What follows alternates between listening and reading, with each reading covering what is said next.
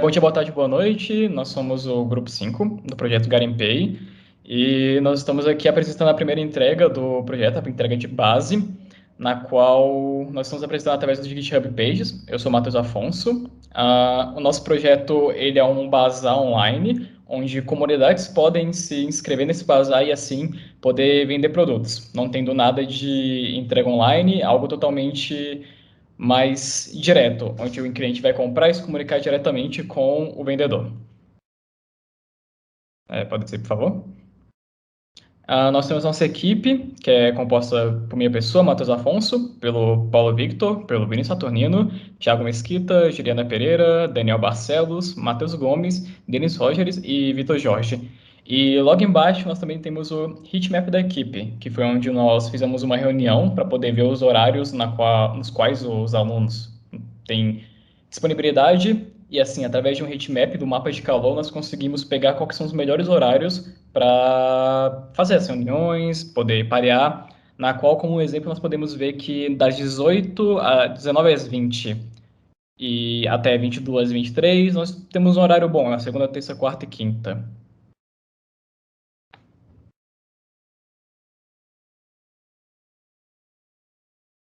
Olá, eu sou a Juliana, vou falar um pouco sobre a Design Sprint. Então, a Design Sprint, ela é a combinação de duas palavras em inglês que descrevem o funcionamento do método, que é design, que é relacionado ao desenho, e sprint, que é relacionado à velocidade. Foi um método desenvolvido pela Google Ventures e ele é muito utilizado hoje em dia de acordo com outros métodos também. Então, a definição dela é basicamente você pegar um processo todo e desenvolver em 5 dias. E ele é dividido em entendimento, definição, divergir, decidir, protótipo e validação. Então, pode abaixar um pouco. A gente usou a Design Sprint de um modo mais adaptado para a necessidade da nossa equipe. Pode descer mais para a parte de resultados. Então, a gente utilizou o método da Design Sprint de modo adaptado para as necessidades da nossa equipe. Nós, na fase do entendimento, nós desenvolvemos o brainstorm e reunido a equipe toda, e a partir do brainstorm, nós desenvolvemos o documento do mapa mental. E também na parte de entendimento, cada pessoa individualmente, desenvolveu um rich picture. Na fase de definição, a gente desenvolveu cada um individualmente também um protótipo de baixa fidelidade e também foi desenvolvido as personas para ter uma delimitação mais fiel do público-alvo.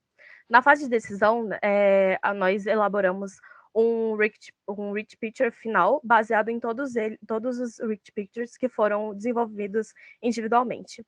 E a parte de prototipação, nós fizemos o protótipo de média, e depois que ele foi finalizado, na verdade, em conjunto com a desenvolvimento do protótipo de média, foi desenvolvido o manual de identidade visual do projeto, e após a finalização de ambos, foi desenvolvido o protótipo de alta. Olá, eu sou o Vitor Gonçalves. Eu vou falar mais um pouquinho do nosso Rich Picture. A gente utilizou o Rich Picture para tornar mais tangível as nossas ideias sobre o produto e assim permitir identificar com maior facilidade os requisitos e os atores envolvidos na utilização do produto. Na prática, cada integrante do grupo fez o seu próprio Rich Picture e dessa maneira a gente conseguiria juntar o máximo de insights para o produto final. No fim, a gente escolheu as ideias que mais faziam sentido para o escopo do projeto e sintetizamos um rich picture final. E basicamente é isso.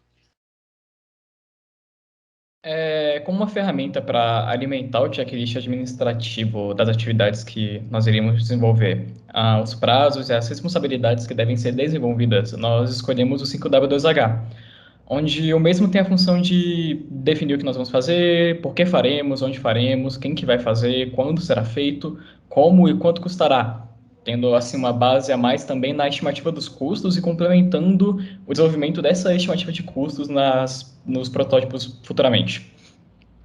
Essa sigla, formada pelas iniciais 5W2H, Dizem as diretrizes para eliminar possíveis dúvidas que vão ocorrer ao longo do processo ou das atividades. Descem um pouquinho lá pro. A gente tem o simulador ZH feito por mim e pelo Matheus Gomes. E através dele a gente conseguiu fazer o final, que é esse de baixo, onde a gente definiu que ia fazer uma aplicação de bazar, que vai ser para facilitar a compra e venda de produtos usados e fornecer um catálogo online, de forma online, porque a gente está tendo esse semestre online. Durante o semestre letivo, dia 17 de janeiro até 5 de abril, será feito pelo nosso grupo de alunos da matéria, que nós somos 9 pessoas, e nós vamos fazer isso através de metodologias ágeis para facilitar o desenvolvimento e melhorar a entrega do projeto. Também foi desenvolvido o diagrama de causa e efeito, que também é conhecido como diagrama de Ishikawa, que é uma ferramenta que ele auxilia na identificação de causas de um determinado problema. Uma das principais formas de aplicar esse diagrama é pelo método do 6M, que são método, mão de obra, máquina, material, medida ou meio ambiente. Para aplicar no nosso problema, nós utilizamos o 4Ms, que foram, sendo eles o método, máquina, medida e material. E assim ficou o nosso diagrama do Ishikawa, e esses foram os problemas levantados por ele.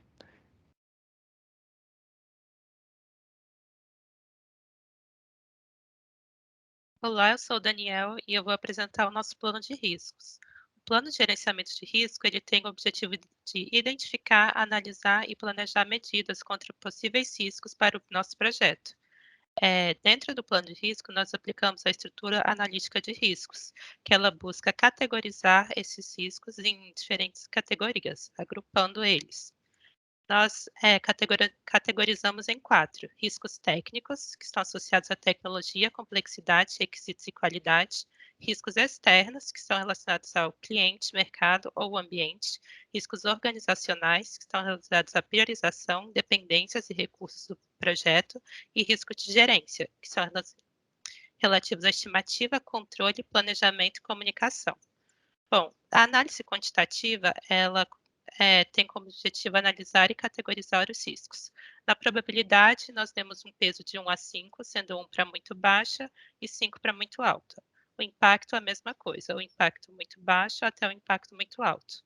E a prioridade? A prioridade é onde é feito um cálculo entre a probabilidade e o impacto do risco.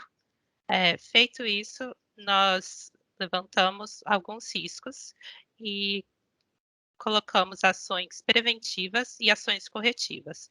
Alguns exemplos de riscos são dificuldade com a nossa tecnologia, caso algum integrante possa desistir da matéria, ou então algum integrante ficar doente. Esses são alguns exemplos dos riscos que foram levantados. E é esse o nosso plano de riscos. Oi, meu nome é Matheus Gomes, e agora falando sobre o nosso mapa mental. Primeiro, o mapa mental ele é uma técnica que ele tem o objetivo de deixar claro e visível as ideias-chave do projeto. E vale salientar também que, embora seja uma técnica bem informal, que lide com imaginação, esse tipo de coisa, o valor que ele traz é muito grande para o projeto, porque ele solidifica algumas ideias e conforme o desenvolvimento vai acontecendo, vai ficando mais claro os fluxos e as ferramentas que devem ser utilizadas.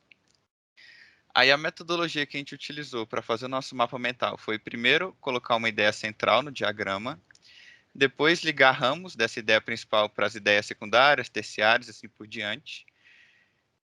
Também escrever uma única palavra-chave por ramo e utilizar a imagem durante o processo. Aí está aqui o resultado do nosso mapa mental, que no meio está o nosso projeto Garimpei.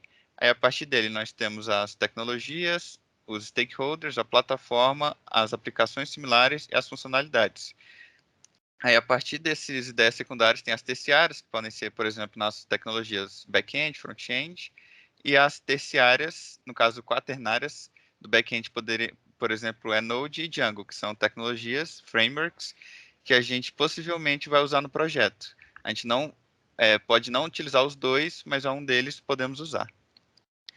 Agora, começando a falar sobre nossos protótipos, começando do de baixa fidelidade, que é o protótipo mais simples, Os protótipos, eles servem para a gente ter uma ideia do design que o produto vai ter no final.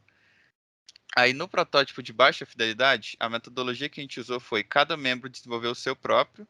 Aí nós deixamos a ferramenta um pouco livre, poderia ser no papel, que foi a maioria usada, ou no Figma, no Paint, qualquer plataforma era válida. Aí cada membro efetuou o seu artefato do protótipo de baixa fidelidade, e com esse resultado, ele ajudou no protótipo de média fidelidade. A gente compilou os melhores resultados, as melhores telas, para fazer um protótipo de média fidelidade, já visando nas vantagens e desvantagens de cada protótipo de baixa. Oi, eu sou o Vinícius e eu vou falar agora um pouco sobre o nosso protótipo de média fidelidade. O protótipo de média fidelidade ele foi desenvolvido lá na etapa que foi explicada anteriormente, lá na Design Sprint, que é a etapa de prototipação.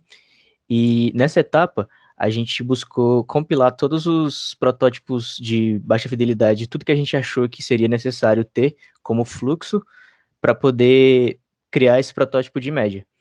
Aqui, a gente tem como exemplo algumas telas, como o fluxo de autenticação e registro, a parte de home e anúncios do nosso projeto, a questão do perfil e da comunidade lá embaixo.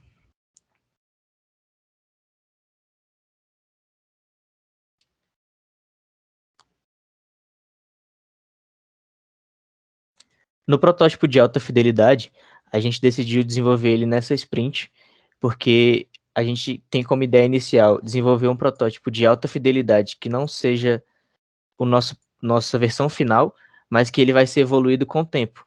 Isso porque a gente pensou em aplicar o teste de usabilidade no nosso protótipo de média fidelidade. Com isso, a gente consegue encontrar erros no fluxo ou algumas coisas que deixamos passar. O protótipo de alta fidelidade foi desenvolvido no Figma, já aplicando nossos conceitos de manual de identidade visual.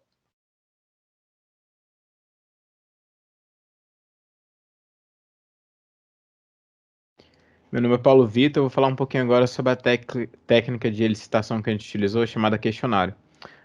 O benefício do questionário é para a gente poder ter uma visão mais detalhada do nosso possível público-alvo, né? E como a nossa ideia era fazer uma plataforma de venda, né, de produtos usados, uma ideia de bazar, o grupo elaborou algumas questões, um questionário, e divulgamos ali para tentar colher o máximo de respostas possíveis que a gente conseguisse para tentar guiar o nosso desenvolvimento do projeto.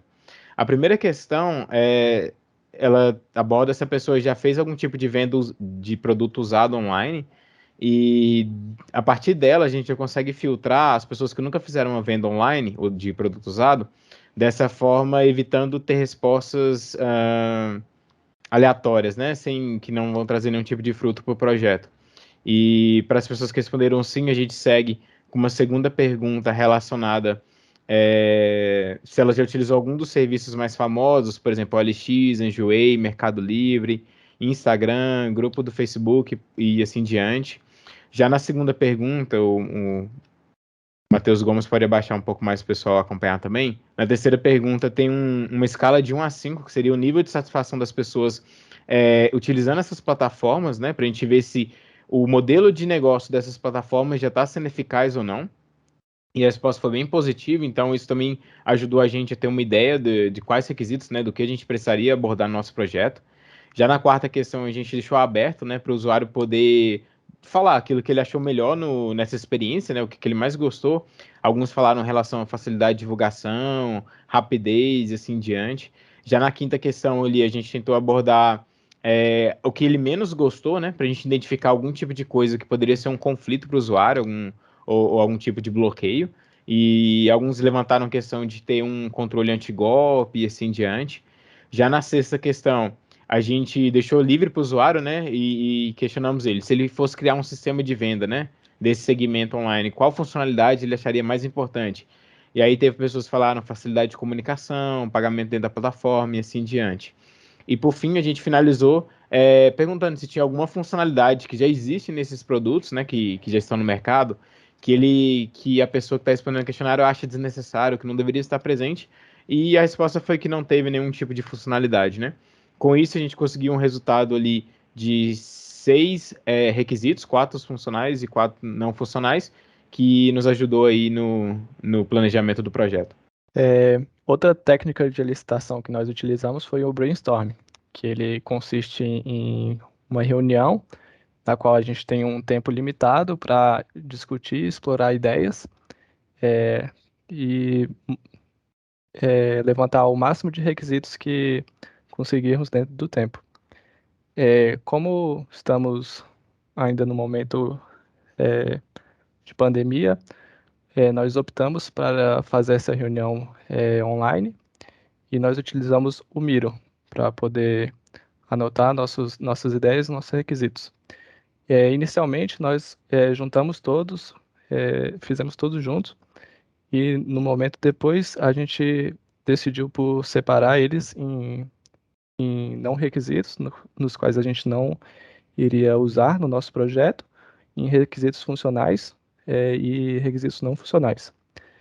E por fim, a gente listou ele aqui e foram levantados 23 requisitos funcionais e 5 requisitos não funcionais.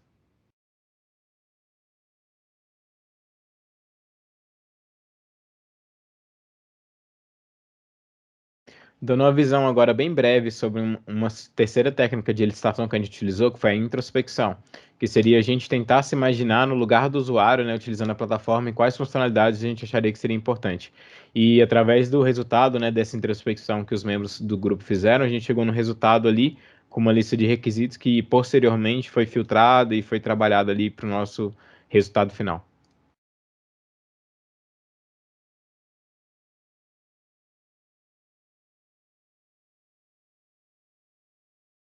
Bom, após a realização das técnicas de licitação, nós fomos filtrar, né, esses requisitos e aí finalizamos todos os nossos requisitos, que foram ao total 32 requisitos funcionais e, se não me engano, cerca de 10 requisitos não funcionais. Foram 8 requisitos não funcionais. Esses aí são nossos requisitos finais por enquanto.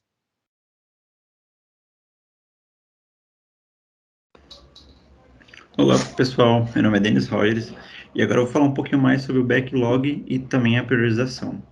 No backlog, a gente pegou e ordenou todos aqueles requisitos que a gente levantou, né, fazendo uma junção ali de todas as técnicas, a licitação, a questão ali do brainstorm e também da introspecção. Então, juntando tudo isso, pegando o resultado, a gente fez uma ordenação e essa ordenação ela foi segregada entre os épicos, as features e as user stories. Então, como apps, nós temos a conta, o anúncio / produto, as interações e a comunidade. E em relação às features, nós temos gerenciamento de conta, o perfil, o gerenciamento de anúncio, a listagem de anúncio, a interação com o usuário, a interação anúncio, interação comunidade e, por último, o gerenciamento de conta. E em relação à priorização, a gente utilizou a técnica Moscou, então a gente pegou todos os requisitos ali listados e fez uma priorização em requisitos que a gente tem que fazer, requisitos que a gente deve fazer, requisitos que a gente poderia fazer e requisitos que a gente não vai fazer, já que o tempo desse semestre vai ser curto, né? Então, é isso. Eu agradeço a todo mundo que assistiu por aqui e espero que vocês tenham gostado.